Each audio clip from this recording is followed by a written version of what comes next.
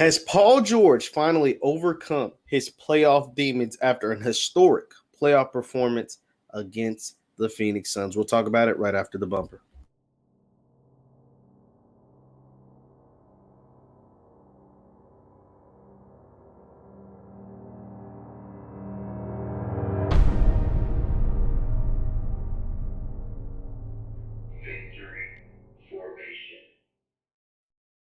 What's going on, everybody? It's Jeff Lightsy Jr. at the Black Boss channel and Victory Formation. Be sure to hit the thumbs up button, like, share, subscribe, and the notification bell because we upload every single day. Now, Paul George, playoff Pete, had a playoff performance, a historic playoff performance, a performance we haven't seen in almost 10 years with his 41 points, 13 rebounds, 6 assists, 20-point third quarter to give the Clippers, breathe life into the Clippers and keep their head above water as this series is now 3-2 in an elimination game. Paul George came to play. And now the question begs to ask, has Paul George finally gotten over the hump of all the playoff woes that he has had in the past, including the meltdown that took place in the bubble last year in Orlando?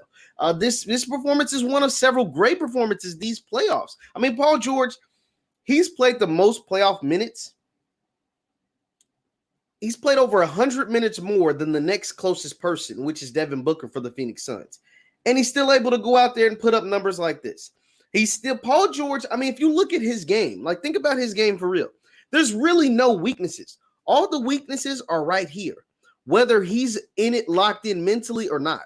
You know, Paul George took all the criticism this year, specifically this year, after folding in the bubble last year. I mean, Kawhi Leonard folded too, but most of the blame went to Paul George. I don't know if it's because Kawhi is a two-time finals champion, a two-time finals MVP, a two-time defensive player of the year, or whatever. He's got all these accolades. Nobody really put a lot of blame on Kawhi. All the blame went to PG. And he took it, he took it on the chin and he lived with it. He's like, okay, you know what I'm saying? Like, it is what it is. I did what I did, or I didn't do what I was supposed to do. And now I'm going to take, those lumps. But now he's making up for it. And can we officially say he has gotten over the hump over some of those? And it's not just the bubble. The bubble was the biggest glaring because it was the most recent. But when he played with Russell Westbrook and the OKC Thunder, he was disappointing in those playoffs too. People say he was hurt. A lot of people say he was hurt last year. And I get all of that. But everybody plays hurt at some point in the NBA. So, like, you have to execute better. The narrative is already out there on Westbrook, good or bad. People already feel how they feel about Westbrook. People thought Paul George was supposed to elevate the Thunder, and they were knocked out in the first round. You know what I'm saying? So, like, that is why Paul George has continued to carry this stigma that he's not a clutch performer and that he folds under pressure. And the fact that he went up there and missed 2 free throws in game 2? In game 2 didn't help. Going up there clanking 2 free throws in game 2 with the game on the line does not help. But this performance in game 5 does a ton because now the pressure is on Phoenix.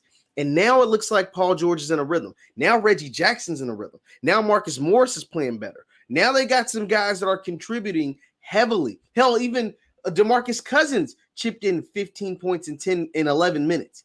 Like, when you get DeMarcus Cousins to give you 15 points, that is a bonus. And you win by 14. That is exactly what happened. That's the difference.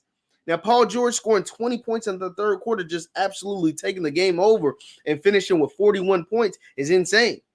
But the play of Marcus Morris Sr., 22 points. The player Reggie Jackson, who just, anytime the Clippers need a clutch bucket, it looks like Reggie Jackson is your man, Johnny on the spot. He hits it every time. He went on a mini 7-0 run when the Phoenix Suns had cut the lead to 4.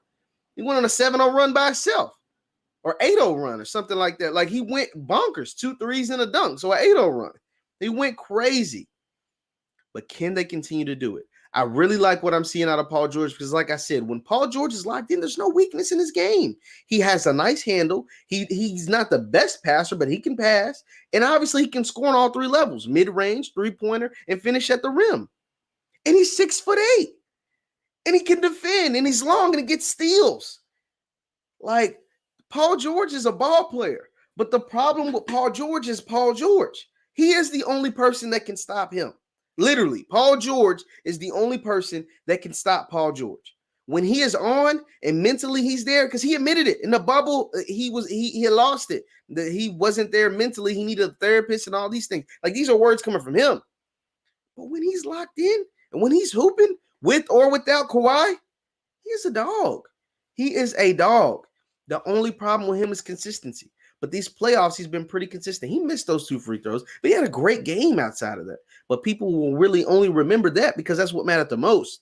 They have every right to only remember that because that's what mattered the most. And when the game was on the line, you went up there and missed 2 free throws. That's not clutch. But to come back and score 41, 13, and 6 on 70% shooting and to take this game back to LA with a chance to tie it up and make it a 7-game series, gotta salute PG on that. Let's see what he'll be able to do and see if they can force a game 7 and send it back to Phoenix for a game 7. Leave your thoughts in the chat. Once again, I'm Jeff Lightsy Jr. Leave your thoughts in the comments and hit the thumbs up button, like, share, subscribe. Thank you guys for tuning in, and I will see you next time. We'll talk more about some Paul George before these playoffs are over. Peace.